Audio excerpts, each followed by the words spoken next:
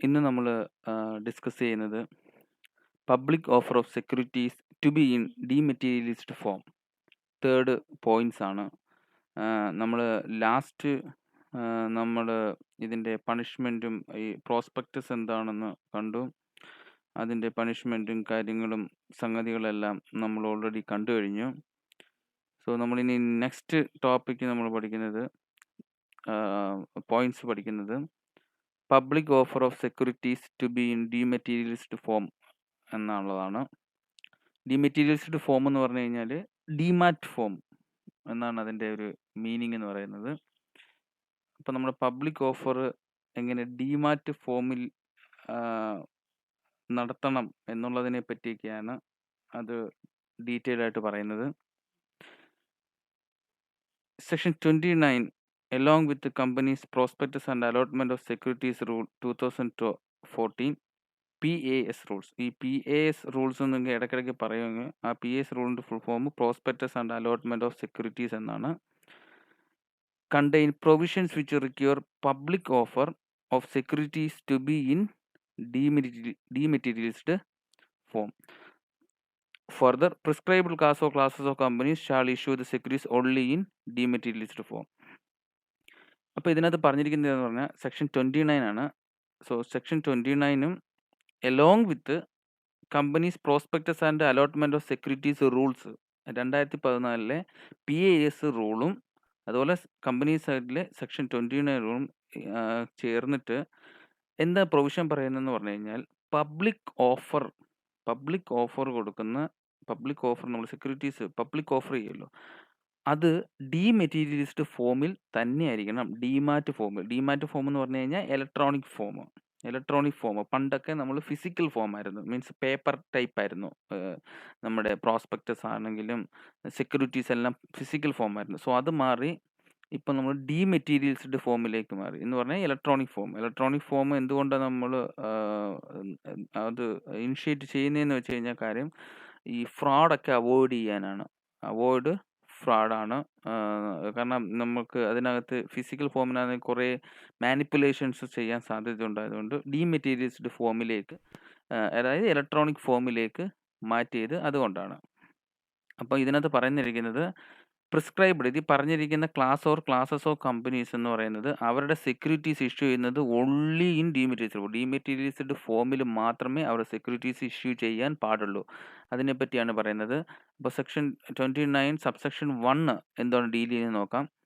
Every company making public offer and such other class or classes of companies as may be prescribed shall issue the securities only in dematerialised form by complying with the provisions of the Depositories Act 1996 and the regulation made thereunder. അപ്പോൾ ഇവിടെ പറഞ്ഞിരിക്കുന്നത് പറഞ്ഞാൽ എല്ലാ കമ്പനിയും public offer നടത്തുന്ന എല്ലാ കമ്പനിയും and such other class or classes of companies. ഈ such other class or classes of companies എന്ന് പറയുന്നത് ഉദ്ദേശിക്കുന്നതെന്ന് പറഞ്ഞു കഴിഞ്ഞാൽ അൺലിസ്റ്റഡ് കമ്പനീസിനെയാണ്. സോ അപ്പം അൺലിസ്റ്റഡ് കമ്പനിയും അതുപോലെ തന്നെ പബ്ലിക് ഓഫർ നടത്തുന്ന എല്ലാ കമ്പനികളും എന്ന് പറയുന്നത് അവരുടെ സെക്യൂരിറ്റീസ് ഇഷ്യൂ ചെയ്യുന്നത് ഓൺലി ഇൻ ഡീമെറ്റീരിയൽസ്ഡ് ഫോമിൽ മാത്രമേ എന്ത് ചെയ്യാൻ പാടുള്ളൂ, സെക്യൂരിറ്റീസ് ഇഷ്യൂ ചെയ്യാൻ പാടുള്ളൂ. അത് കംപ്ലൈ ചെയ്യുന്ന പ്രൊവിഷൻസ് ഏതാ? ഡെപ്പോസിറ്ററീസ് ആക്ട് 1996 പ്രൊവിഷൻ കംപ്ലൈ ചെയ്തുകൊണ്ട് ഏതൊരു കമ്പനി, അതായത് പബ്ലിക് ഓഫർ നടത്തുന്ന എല്ലാ കമ്പനിയും അതുപോലെ സച്ച് അതർ ക്ലാസ് എന്ന് പറഞ്ഞാൽ അൺലിസ്റ്റഡ് കമ്പനി. എന്താണ് ഈ അൺലിസ്റ്റഡ് ആൻഡ് ലിസ്റ്റഡ് എന്ന് പറഞ്ഞു കഴിഞ്ഞാൽ എല്ലാ പബ്ലിക് കമ്പനിയും ഈ ലിസ്റ്റ് ചെയ്യണമെന്ന് നിർബന്ധമില്ല. എന്തെന്ന് വെച്ച് കഴിഞ്ഞാൽ നമ്മൾ സ്റ്റോക്ക് എക്സ്ചേഞ്ച്, കാരണം അവരവരുടെ പബ്ലിക്കലി അവരുടെ ഷെയർസ് ഒന്നും ഓഫർ ചെയ്യുന്നില്ല എന്ന് വെച്ചിട്ട് പബ്ലിക് കമ്പനിയാണ്, പക്ഷെ അവരുടെ ഷെയർസ് ഒന്നും ഓഫർ ചെയ്യുന്നില്ല എങ്കിൽ അവർക്ക് ലിസ്റ്റ് ചെയ്യേണ്ട ആവശ്യമില്ല, അത് അൺലിസ്റ്റഡ് തന്നെയായിരിക്കും. സോ ലിസ്റ്റ് ചെയ്യുന്ന കമ്പനികൾ എന്ന് പറയുന്നത് അവർ പബ്ലിക്കിലേക്ക് ഓഫർ ചെയ്യുന്നതൊക്കെയാണ് ലിസ്റ്റഡ് കമ്പനീസ് എന്ന് പറഞ്ഞു വരത്തില്ല. സോ അപ്പം അൺലിസ്റ്റഡ് കമ്പനിയും ഉണ്ട്, ലിസ്റ്റഡ് കമ്പനിയും ഉണ്ട്. സോ അപ്പം ഇവിടെ അൺലിസ്റ്റഡ് കമ്പനിക്കും ബാധകമാണ്. എന്തെന്ന് പറയുന്നത് അവർ സെക്യൂരിറ്റീസ് ഇഷ്യൂ ചെയ്യുന്നുണ്ടെങ്കിൽ ആ ചെയ്യുന്നത് ഡീമെറ്റീരിയൽസ്ഡ് ഫോമിലാണെന്ന് പറഞ്ഞാൽ എന്ത് പ്രൊവിഷൻ കംപ്ലൈ ചെയ്തുകൊണ്ട്? ഡിപ്പോസിറ്ററീസ് ആക്ട് 1996 കംപ്ലൈ ചെയ്തുകൊണ്ട്. അടുത്ത പോയിന്റ് പറഞ്ഞിരിക്കുന്നതെന്ന് പറഞ്ഞു കഴിഞ്ഞാൽ ഡീമെറ്റീരിയലൈസേഷനും സെക്യൂരിറ്റീസ്. സെക്യൂരിറ്റീസിൻ്റെ ഡീമെറ്റീരിയലൈസേഷനെ പറ്റിയാണ് പറയുന്നത്. As per rule 9 PAS rule. PAS എന്താണെന്ന് നമ്മൾ കണ്ടു. The promoters of every public company making a public offer of any convertible securities may hold such securities only in dematerialised form. അപ്പോൾ ഇതിനകത്ത് പറയുന്നത് റൂൾ 9 പറയുന്നതെന്ന് പറയുന്നത് പബ്ലിക് കമ്പനിയുടെ പ്രൊമോട്ടേഴ്സ് എന്ന് പറയുന്നത്, ഏത് പബ്ലിക് കമ്പനിയുടെ പ്രൊമോട്ടേഴ്സ് എന്ന് പറയുന്നത് അവർ പബ്ലിക് ഓഫർ നടത്തുന്നത് any convertible securities may hold such security only in dematerialised form. Convertible securities എന്ന് പറഞ്ഞു കഴിഞ്ഞാൽ ഉദ്ദേശിക്കുന്നത് പറഞ്ഞാൽ ഇപ്പോൾ ഫോർ എക്സാമ്പിൾ ഇപ്പം നമുക്ക് ഡിബഞ്ചേഴ്സ് ഉണ്ട്, അതുപോലെ തന്നെ പ്രിഫറൻസ് ഷെയർസ് ഉണ്ട്. അപ്പോൾ അത് കുറച്ച് ഗ്രാജുവലി കുറച്ച് സമയം കഴിഞ്ഞ് കഴിഞ്ഞാൽ ഇക്വിറ്റി ഷെയർസ് ആയിട്ട് കൺവേർട്ട് ചെയ്യാൻ പറ്റുന്ന എന്തൊക്കെ ടൈപ്പിലുള്ള ഷെയർസ് ഉണ്ട്. അപ്പോൾ അതൊക്കെയാണ് ഈ കൺവേർട്ടബിൾ സെക്യൂരിറ്റീസ് എന്ന് പറയുന്നത്. അപ്പോൾ അങ്ങനെയുള്ള കൺവേർട്ടബിൾ സെക്യൂരിറ്റീസ് പോലും എന്ത് രൂപത്തിലാണ് നമ്മൾ ഹോൾഡ് ചെയ്യേണ്ടതെന്ന് പറഞ്ഞു കഴിഞ്ഞാൽ അത് ഡീമെറ്റീരിയലൈസ്ഡ് ഫോമിലേ അത് ഹോൾഡ് ചെയ്യാൻ സാധിക്കുകയുള്ളൂ. അതങ്ങനെ ചെയ്യാൻ പാടുള്ളൂ. ഓക്കെ. അപ്പം കൺവേർട്ടബിൾ സെക്യൂരിറ്റീസിനും ബാധകമാണ്. അത് ഹോൾഡ് ചെയ്യുന്ന സെക്യൂരിറ്റീസ് ഡീമെറ്റീരിയലൈസ്ഡ് ഫോമിൽ മാത്രമേ ഹോൾഡ് ചെയ്യാൻ പാടുള്ളൂ. അതെന്ത് റൂൾ 9 ആണ് അത് പറയുന്നത്. പിന്നെ പറയുന്നു it is provide that the entire holding of convertible securities ആണോ, entire holding of convertible securities of the company by the promoter held in physical form up to the date of the initial public offer shall be converted into dematerialised form before such offer is made and thereafter such promoter shareholding shall be held in dematerialised form only. അപ്പം initial public offer നടത്തുന്നിടം വരെ physical ഫോമിൽ അവർ held ചെയ്യാൻ പറ്റത്തുള്ളൂ. So അതിനുശേഷം അതായത് അവർ initial public offer നടത്തുന്നതിന് മുന്നേ തന്നെ പ്രൊമോട്ടേഴ്സ് എല്ലാം തന്നെ അവരുടെ കയ്യിലുള്ള എൻറ്റയർ ഹോൾഡിംഗ്, അവരുടെ കയ്യിലുള്ള മൊത്തമുള്ള കൺവേർട്ടബിൾ സെക്യൂരിറ്റീസ് എന്ന് പറയുന്നത് എന്ത് ചെയ്യണമെന്നാണ് പറയുന്നത്, ഡീമെറ്റീരിയലൈസ്ഡ് ഫോമിലേക്ക് മാറ്റണം. അപ്പം എന്ന് പറഞ്ഞു കഴിഞ്ഞാൽ ചുരുക്കത്തിൽ പറഞ്ഞാൽ അവരുടെ കയ്യിലുള്ള സെക്യൂരിറ്റീസ് എല്ലാം ഡീമെറ്റീരിയലൈസ്ഡ് ഫോമിലേക്ക് മാറ്റിയതിന് ശേഷം മാത്രമേ അവർക്ക് എന്തോ ചെയ്യാൻ പറ്റത്തുള്ളൂ, ഈ ഇനിഷ്യൽ പബ്ലിക് ഓഫർ നടത്താൻ സാധിക്കത്തുള്ളൂ. In case of such class or class of unlisted companies as may be prescribed, the security shall be held in transfer only in dematerialized form in the manner laid down in the Depositories Act 1996 and regulation made thereunder. ഇനിയിപ്പോൾ നമ്മൾ such class or classes എന്ന് പറയുന്നു, അതെന്ന് പറഞ്ഞാൽ unlisted companies ആണ്. ഈ unlisted company എന്ന് പറയുന്നതും അവരുടെ അവരുടെ സെക്യൂരിറ്റീസ് സൂക്ഷിക്കുന്നതും മീൻസ് കൈവെക്കുന്നതും അതുപോലെ ട്രാൻസ്ഫറും ചെയ്യുന്നതും എല്ലാം ഡീമെറ്റീരിയലൈസ്ഡ് ഫോമിൽ തന്നെയാകണം. അത് നമ്മുടെ ഡെപ്പോസിറ്ററീസ് ആക്ട് 1996 റെഗുലേഷൻസ് പ്രകാരം അത് അങ്ങനെ തന്നെ ചെയ്യണമെന്നാണ് പറയുന്നത്. എല്ലാം പറയുന്നത് അത് തന്നെയാണ്. അപ്പം ഇതിനകത്ത് rule 9A of POS mention about the issue securities in dematerial by unlisted public companies. അപ്പം ഇവിടെയാണെന്ന് പറയുന്നുണ്ടെങ്കിൽ റൂൾ 9A എന്ന് പറയുന്നത് PAS റൂളിൻ്റെ റൂൾ 9A എന്ന് പറയുന്നത് ഈ അൺലിസ്റ്റഡ് പബ്ലിക് കമ്പനിയുടെ സെക്യൂരിറ്റീസ് ഇഷ്യൂ ചെയ്യുന്ന ഡീമെറ്റീരിയലൈസ്ഡ് ഫോമിനെ പറ്റിയൊക്കെയാണ് പറയുന്നത്. സോ അത് കുറേ പോയിന്റ്സുകളുണ്ട്. 9A1, 9A സബ്സെക്ഷൻ 2 എന്നൊക്കെ പറഞ്ഞ് 9A ക്ലോസ് 1, ക്ലോസ് 2, 3 എന്ന് പറഞ്ഞിട്ട് കുറേ ഉണ്ട്. സോ അത് നമുക്ക് ഡീറ്റെയിൽ ആയിട്ട് നോക്കാം. അതെന്ന് പറഞ്ഞാൽ അൺലിസ്റ്റഡ് കമ്പനിയുടെ അവരുടെ സെക്യൂരിറ്റീസ് ഹെൽഡ് ചെയ്യുന്നതും അതുപോലെ ട്രാൻസ്ഫർ ചെയ്യുന്നതിനും ഡീമെറ്റീരിയലൈസ്ഡ് ഫോമാണ്. അതിനെ സംബന്ധിച്ചിട്ടുള്ള പ്രൊവിഷൻസുകളൊക്കെയാണ് നമുക്ക് ഇനി പഠിക്കാൻ പോകുന്നത്. സോ ഒന്നാമത്തെ പോയിന്റ് എന്ന് പറയുന്നത് issue of securities in dematerialised form by unlisted public companies. According to Rule 9A Clause 1, every unlisted public company excluding a Nidhi company, government company and wholly owned subsidiary, അത് ഇതിൻ്റെ ഹോളി ഓൺഡ് സബ്സിഡിയറി കമ്പനികളും ഒഴികെയുള്ള ബാക്കിയുള്ള എല്ലാ unlisted public കമ്പനിയും shall issue the securities only in dematerialised form. അവരുടെ സെക്യൂരിറ്റീസ് ഇഷ്യൂ ചെയ്യുന്നത് ഡീമെറ്റീരിയൽസ്ഡ് ഫോമിൽ മാത്രമേ പാടുള്ളൂ. And also facilitate dematerialisation of all its existing securities in accordance with the provisions of the depositories act 1996 and regulation made thereunder. മാത്രമല്ല അവർക്ക് ഡീമെറ്റീരിയൽസ്ഡ് ഫോമിലേ issue ചെയ്യാൻ പറ്റത്തുള്ളൂ. ഇനി ഏതെങ്കിലും എക്സിസ്റ്റിംഗ് സെക്യൂരിറ്റീസ് അങ്ങനെ ഫിസിക്കൽ ഫോമിൽ ഉണ്ടെന്നുണ്ടെന്നുണ്ടെങ്കിൽ അത് ഡീമെറ്റീരിയൽസിലേക്ക് മാറ്റാൻ വേണ്ടിയുള്ള എല്ലാ ഫെസിലിറ്റിയും ആര് പ്രൊവൈഡ് ചെയ്യണം, ഈ അൺലിസ്റ്റഡ് പബ്ലിക് കമ്പനി പ്രൊവൈഡ് ചെയ്യണമെന്നാണ് റൂൾ 9A ക്ലോസ് 1 പറയുന്നത്. സോ അത് മനസ്സിലായല്ലോ. അടുത്ത നെക്സ്റ്റ് പോയിന്റ്സ് എന്ന് പറയുന്നത് conversion of securities in dematerialised form. Conversion of securities in dematerialised form എന്ന് പറയുന്നത് റൂൾ 9A ക്ലോസ് 2 ആണ്. അപ്പോൾ rule 9A clause 2 states that every unlisted public company making any offer for issue of any securities or buyback of securities or issue of bonus shares or right to offer shall ensure that before making such offer entire holding of securities of its promoters, directors, key manager persons has been dematerialized in accordance with the provisions of the Depositories Act 1996 and the regulations made thereunder. ഇവിടെ പറയുന്നതും അത് തന്നെയാണ്. Unlisted company എന്ന് പറയുന്നത് അവർ ഏതെങ്കിലും securities issue ചെയ്യുന്നതോ അല്ലെങ്കിൽ buyback of സെക്യൂരിറ്റീസോ അല്ലെങ്കിൽ ബോണസ് ഷെയർസ് ഇഷ്യൂ ചെയ്യുന്നാലും right shares right offer securities share ചെയ്യുന്നതല്ലാതെ റൈറ്റ് ഷെയർസ് ഷെയർ ചെയ്യുമ്പോഴാണെങ്കിൽ പോലും ആ ഓഫർ ചെയ്യുന്നതിന് മുമ്പ് എന്ന് പറയുന്നത് അവരുടെ ഹോൾഡ് ചെയ്തിരിക്കുന്ന എല്ലാ സെക്യൂരിറ്റീസും എൻ്റയർ സെക്യൂരിറ്റീസ് എന്ന് പറയുന്നതും ഡീമെറ്റീരിയലൈസ്ഡ് ഫോമിലേക്ക് മാറ്റേണ്ടുന്നതാണ്. അപ്പോൾ അങ്ങനെ മാറ്റിയതിന് ശേഷം മാത്രമേ എന്ത് ചെയ്യാൻ പാടുള്ളൂ, ഈ ഓഫർ മേക്ക് ചെയ്യാൻ പാടുള്ളൂ. അപ്പോൾ ഈ ഓഫർ മേക്ക് ചെയ്യുന്നതിന് മുന്നേ തന്നെ അവരുടെ കയ്യിലുള്ള എൻ്റയർ സെക്യൂരിറ്റീസ് എന്ന് പറയുന്നത് എന്താവണം, ഡീമെറ്റീരിയലൈസ്ഡ് ഫോമിലേക്ക് മാറ്റണമെന്നാണ് ഇവിടെ പറഞ്ഞിരിക്കുന്നത്.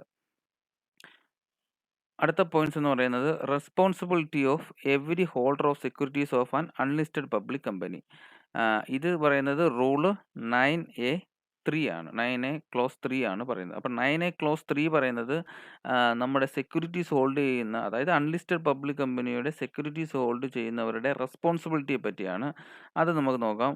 ഒന്നെന്ന് പറയുന്നത് who intends to transfer such securities on or after 2nd October 2018 shall get such securities dematerialized before the transfer rule. അപ്പം ആരൊക്കെയാണോ അവരുടെ സെക്യൂരിറ്റീസ് ട്രാൻസ്ഫർ ചെയ്യുന്നത്, അതായത് 2 ഒക്ടോബർ 2018 അതിന് ശേഷമോ എന്ന് പറഞ്ഞാൽ ഇപ്പം അതിന് ശേഷമോ അവരുടെ സെക്യൂരിറ്റീസ് ട്രാൻസ്ഫർ ചെയ്യുകയാണെന്നുണ്ടെന്നുണ്ടെങ്കിൽ ആ ട്രാൻസ്ഫർ ചെയ്യുന്ന ഷെയർസ് ചെയ്യുന്നതിന് മുന്നേ തന്നെ അവരുടെ സെക്യൂരിറ്റീസ് എല്ലാം തന്നെ അവരുടെ സെക്യൂരിറ്റീസ് ട്രാൻസ്ഫർ ചെയ്യുന്നതിന് മുന്നേ തന്നെ അവരുടെ സെക്യൂരിറ്റീസ് എന്ത് ചെയ്യണം, ഡീമെറ്റീരിയലൈസ്ഡ് ഫോമിലേക്ക് മാറ്റിയിരിക്കണം. അതുപോലെ തന്നെ സെക്കൻഡ് പോയിന്റ് എന്ന് പറയുന്നത് who subscribes to any securities of an unlisted public company whether by way of private placement or bonus shares or rights offer on or after 2nd October 2018. അപ്പോൾ 2nd October 2018 അതിന് ശേഷമോ ഏതെങ്കിലും അവരുടെ existing share holders ഈ unlisted public കമ്പനിയുടെ private placement വഴിയോ അല്ലെങ്കിൽ bonus share വഴിയോ അല്ലെങ്കിൽ റൈറ്റ് ഷെയർ വഴിയോ അവർ സെക്യൂരിറ്റീസ് സബ്സ്ക്രൈബ് ചെയ്യണമെന്നുണ്ടെന്നുണ്ടെങ്കിൽ അവരുടെ കയ്യിലിരിക്കുന്ന എൻറ്റയർ ഷെയർസ് എന്ന് പറയുന്നത് എന്തെന്ന് പറയുന്നത് ഡീമെറ്റീരിയലൈസ്ഡ് ഫോമിലേക്ക് മാറ്റണം. അപ്പോൾ ഡീമെറ്റീരിയലൈസ്ഡ് ഫോമിലേക്ക് മാറ്റിയതിന് ശേഷം മാത്രമേ അവർക്ക് എന്ത് ചെയ്യാൻ പറ്റത്തുള്ളൂ, സബ്സ്ക്രൈബ് ചെയ്യാൻ പറ്റത്തുള്ളൂ. അപ്പോൾ ഒന്നാമെന്ന് പറയുന്നത് സെക്യൂരിറ്റീസ് ട്രാൻസ്ഫർ ചെയ്യണമെന്നുണ്ടെന്നുണ്ടെങ്കിൽ അവർ ഡീമെറ്റീരിയലൈസ്ഡ് ഫോമിലേക്ക് മാറ്റണം. അതുപോലെ തന്നെ സെക്യൂരിറ്റി സബ്സ്ക്രൈബ് ചെയ്യണമെന്നുണ്ടെന്നുണ്ടെങ്കിൽ അവരുടെ കയ്യിലുള്ളതെല്ലാം എന്ത് ചെയ്യണം, ഡീമെറ്റീരിയലൈസ്ഡ് ഫോമിലേക്ക് മാറ്റിയതിന് ശേഷമേ പറ്റത്തുള്ളൂ. Shall ensure that all his security are held in dematerialised form before such subscription. അതാണ് ഇപ്പം നമ്മൾ പറഞ്ഞത്. സബ്സ്ക്രിപ്ഷൻ ചെയ്യുന്നതിന് മുന്നേ തന്നെ എക്സിസ്റ്റിംഗ് സെക്യൂരിറ്റീസ് എല്ലാം തന്നെ ഡീമെറ്റീരിയലൈസ്ഡ് ഫോമിലേക്ക് മാറ്റി എന്നുള്ളത് ഉറപ്പുവരുത്തേണ്ടത് ആവശ്യമാണ്. അങ്ങനെ ചെയ്താൽ മാത്രമേ ഇവർക്ക് സബ്സ്ക്രൈബ് ചെയ്യാൻ പറ്റത്തുള്ളൂ. സോ അതാണ് അതിൻ്റെ റെസ്പോൺസിബിലിറ്റി എന്ന് പറയുന്നത്. അടുത്ത ആപ്ലിക്കേഷൻ ടു ദ ഡെപ്പോസിറ്ററി. ഇനി അതിൻ്റെ ഡെപ്പോസിറ്ററി ആപ്ലിക്കേഷനാണ്. അതെന്ന് പറയുന്നത് റൂള് 9A ക്ലോസ് 4 ആണ്. Every unlisted public company shall facilitate dematerialization of all its existing securities by making necessary application to a depository as defined in section 2(1) clause E of the Depositories Act 1996 and shall secure international security identification number ISIN for each type of security and shall inform its existing security holders about such facility.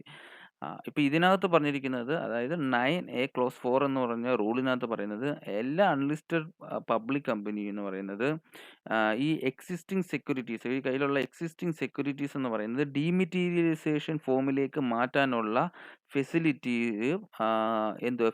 എന്തോ ചെയ്യണം, ഉറപ്പുവരുത്തണം.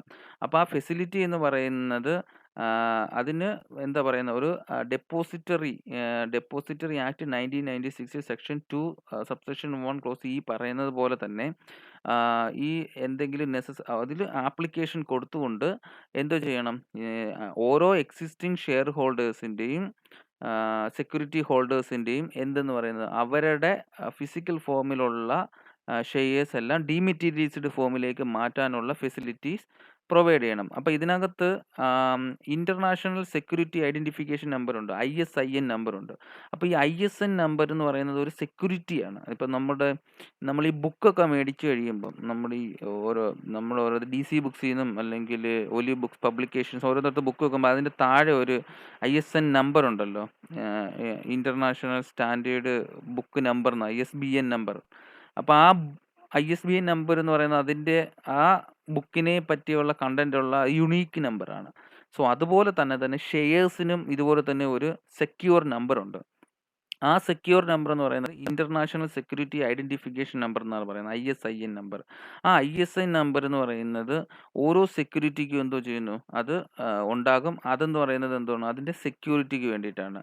അപ്പം ഈ പറയുന്ന facility എന്ന് പറയുന്നത് ഈ company, അതായത് ഈ അൺലിസ്റ്റഡ് പബ്ലിക് കമ്പനി എന്ന് പറയുന്നത് ഫെസിലിറ്റി പ്രൊവൈഡ് ചെയ്താൽ പോരാ, ഇത് ഈ എക്സിസ്റ്റിംഗ് സെക്യൂരിറ്റീസ് ഹോൾഡിനെ അറിയിക്കുകയും വേണം, ഇങ്ങനെയൊക്കെ ഫെസിലിറ്റീസ് ഉണ്ട്, അത് യൂട്ടിലൈസ് ചെയ്യാൻ വേണ്ടി ഇൻഫോർമേഷൻ കൊടുക്കുകയും വേണം.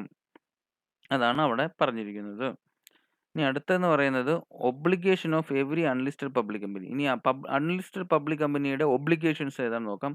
അതെന്ന് പറയുന്നത് കണ്ടന്റ് ചെയ്യുന്നത് rule 9A close 5 9A close 5 ഈ ഒബ്ലിഗേഷൻ, അൺലിസ്റ്റഡ് പബ്ലിക് കമ്പനിയുടെ ഒബ്ലിഗേഷൻസിനെ പറ്റി പറയുന്നത്.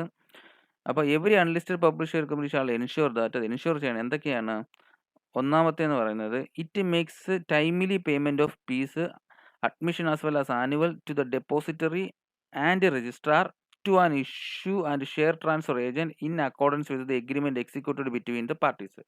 അപ്പം നമ്മുടെ ഈ രണ്ട് പാർട്ടീസിന്റെ എഗ്രിമെന്റ്, അവർ എക്സിക്യൂട്ട് ചെയ്ത എഗ്രിമെന്റ് പ്രകാരം എന്ന് പറയുന്നത് അവരുടെ ടൈംലി പേയ്മെന്റ് ഫീസ് ഉണ്ട്, അത് ചിലപ്പോൾ ആനുവൽ. അപ്പോൾ ആ ടൈംലി പേയ്മെന്റ് ഫീസ് എന്ന് പറയുന്നത് കൃത്യമായിട്ട് കൊടുത്തിരിക്കണം. അത് ആർക്കൊക്കെയാണ്? ഡെപ്പോസിറ്ററി, അതുപോലെ രജിസ്ട്രാർ, അതുപോലെ തന്നെ ഷെയർ ട്രാൻസ്ഫർ ഏജൻറ്റ്സ് ഉണ്ട്. സോ അവർക്കുള്ള ടൈംലി പേയ്മെന്റ് ഓഫ് ഫീസ് എന്ന് പറയുന്നത് കൃത്യമായിട്ട് അവരുടെ എഗ്രിമെന്റിൽ പറയുന്നത് പോലെ തന്നെ കൃത്യമായിട്ട് കൊടുക്കാൻ എന്താ പറയുന്നത്, കമ്പനി അതിൻ്റെ കാര്യത്തിൽ എൻഷുർ ചെയ്തിരിക്കണം.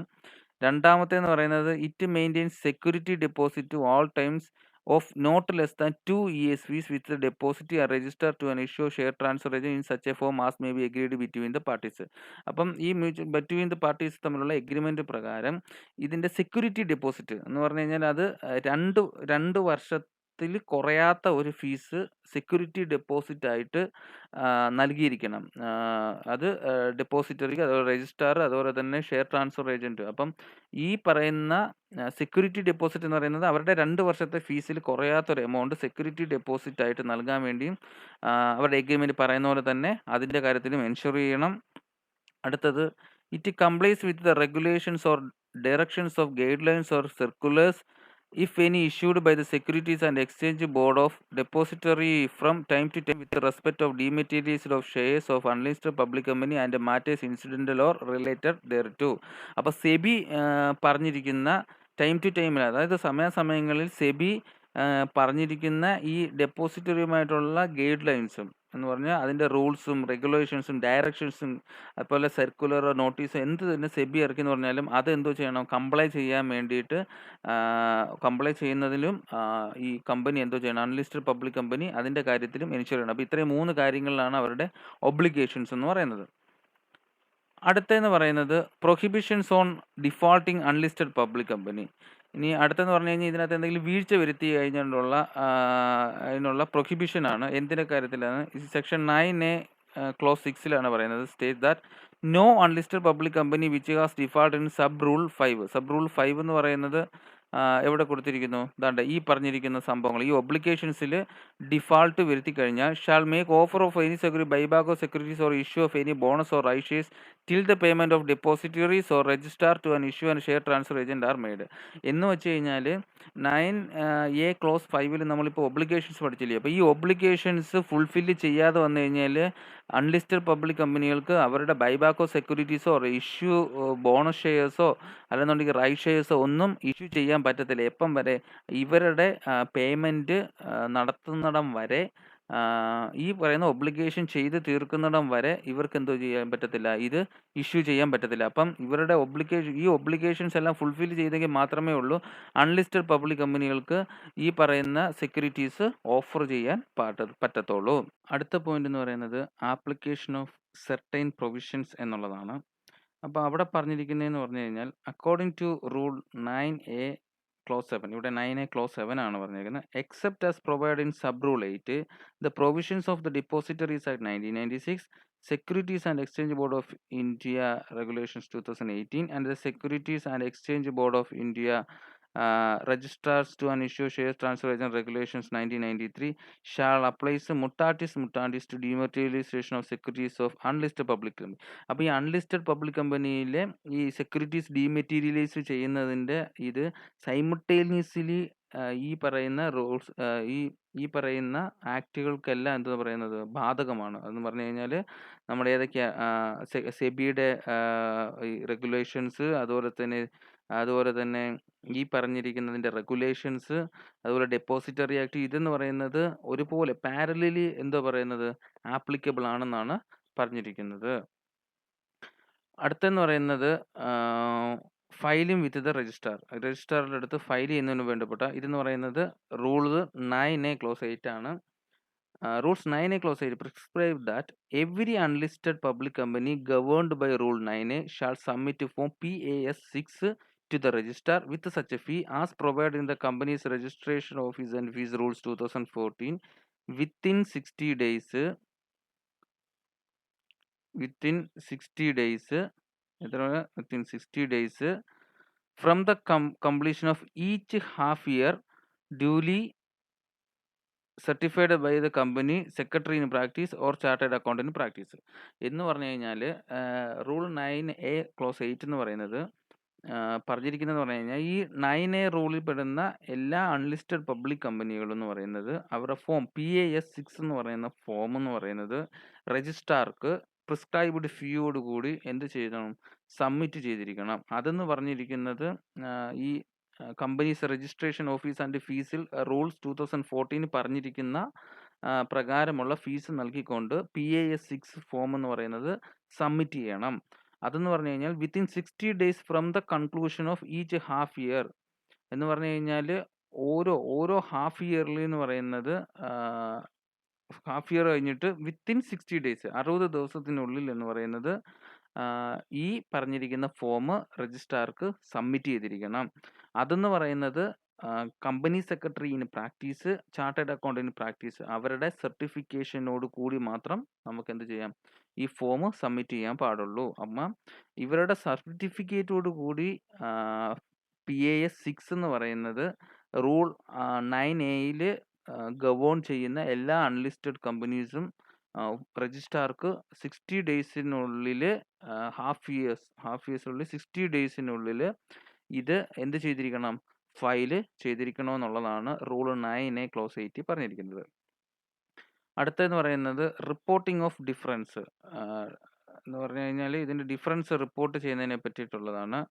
As per rule 9A clause 8A അതാണ് പറഞ്ഞിരിക്കുന്നത്. The company shall immediately bring to the notice of the depositories any difference observed in issue of capital and the capital head in dematerialised form.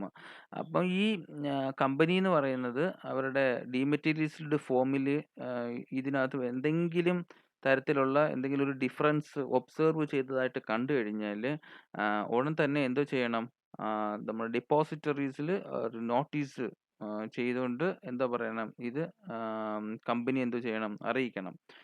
എന്ന് വെച്ച് കഴിഞ്ഞാൽ ഇപ്പോൾ for example ഇപ്പോൾ 10 share 10 ആണ് അതിൻ്റെ ഒരു ഫേസ് വാല്യൂ എന്ന് പറയുന്നത് വെച്ചെങ്കിൽ 8 മാത്രമേ അവർ ഡീമെറ്റീരിയൽസ്ഡ് ഫോമിലേക്ക് ആക്കിയുള്ളൂ, 2 പറ്റിയില്ല എന്നുള്ള. അതുപോലെ തന്നെ 100 രൂപയാണെങ്കിൽ 98 പറ്റി, 20 സോറി 2 ഇങ്ങനെ ഡീമെറ്റീരിയൽസിലാക്കാതെ അങ്ങനെയൊക്കെയുള്ള എറേഴ്സോ അങ്ങനെ എന്തെങ്കിലുമൊക്കെയുള്ള ഒരു ഡിഫറൻസോ ഒക്കെ ഒബ്സർവ് ചെയ്യുകയാണെന്നുണ്ടെങ്കിൽ immediately bring to the notice of the ഡെപ്പോസിറ്ററീസിൽ. അപ്പോൾ അവരുടെ ഡെപ്പോസിറ്ററീസ് എന്താ നോട്ടീസായിട്ട് ഇത് ഇമ്മീഡിയറ്റ് ആയിട്ട് അറിയിച്ചിരിക്കണം. Grievances redressal mechanism. ഇനി അടുത്തെന്ന് പറയുന്നത്, ഇത് നമുക്കിതിനെ പറ്റിയുള്ള എന്തെങ്കിലും ഈ ഗ്രീവൻസുകൾ ഉണ്ടാകുന്നുണ്ട്, എന്തെങ്കിലും നമുക്ക് ഇതിനെപ്പറ്റി തർക്കങ്ങളോ അല്ലെന്നുണ്ടെങ്കിൽ നമ്മുടെ കംപ്ലൈൻസോ ഒക്കെ എന്തെങ്കിലും ഉണ്ടെങ്കിൽ നമ്മൾ എന്ത് ചെയ്യണമെന്നുള്ളതാണ് റൂൾ 9A ക്ലോസ് 9 പറയുന്നത്. അവിടെ പറയുന്നതെന്ന് പറഞ്ഞു കഴിഞ്ഞാൽ, the grievance if any of security holders of unlisted public companies under rule 9A shall be filed before the investor education and protection fund authority. ഇവിടെ എന്ന് പറയുന്നത്, ഈ സംഭവം എന്ന് പറയുന്നത് investor education and protection fund authority IEPF എന്ന് പറയുന്നത് നമ്മുടെ ഈ ബാങ്കിങ് മേഖലയിലൊക്കെ ആണെങ്കിൽ എന്തെങ്കിലും കംപ്ലൈൻസോ എന്തെങ്കിലും ഉണ്ടെന്നുണ്ടെങ്കിൽ നമ്മൾ ബാങ്കിങ് ഓംബുഡ്സ്മാൻ, അത് ഇൻഷുറൻസ് ആണെങ്കിൽ ഇൻഷുറൻസ് ഓംബുഡ്സ്മാനെയൊക്കെ നമ്മൾ അറിയിക്കുന്നു എന്ന് കേട്ടിട്ടില്ലേ, അവിടത്തുള്ള പരാതികൾ സ്വീകരിക്കുന്നത്. അപ്പോൾ നമുക്ക് എന്തെങ്കിലുമൊക്കെ പരാതികൾ ഉണ്ടെന്നുണ്ടെന്നുണ്ടെങ്കിൽ, ഇവിടെ ഈ പറയുന്ന കാര്യത്തിൽ പരാതികൾ ഉണ്ടെന്നുണ്ടെന്നുണ്ടെങ്കിൽ ഈ അൺലിസ്റ്റഡ് പബ്ലിക് കമ്പനീസിൻ്റെ സെക്യൂരിറ്റി ഹോൾഡേഴ്സിന് ആരെ സമീപിക്കാവുന്നതാണ്? Investor education and protection fund authority IEPFനെ സമീപിക്കാവുന്നതാണ്. അപ്പം നമുക്കിതിനകത്ത് എന്തെങ്കിലുമൊക്കെ പരാതികൾ ഉണ്ടെന്നുണ്ടെങ്കിൽ അവരെ സമീപിച്ചാൽ മതി. അപ്പോൾ അവരുടെ അടുത്ത് നമ്മളുടെ പരാതികൾ ഫയൽ ചെയ്യണം. അങ്ങനെ ഫയൽ ചെയ്തു കഴിഞ്ഞാൽ പിന്നീടുള്ള സംഗതികളാണ് initiation of action by IEPF authority. അപ്പം IEPF അതോറിറ്റി എന്ന് പറയുന്നത് എന്താണ് ആക്ഷൻ എടുക്കുന്നത് പറയുന്നത് റൂൾ 9A 10 പറഞ്ഞിരിക്കുന്നത്. അവിടെ state that the investor education and protection fund authority shall initiate any action against a depository or participant or registrar to an issue and share transfer agent after prior consultation with the Securities and Exchange Board of India.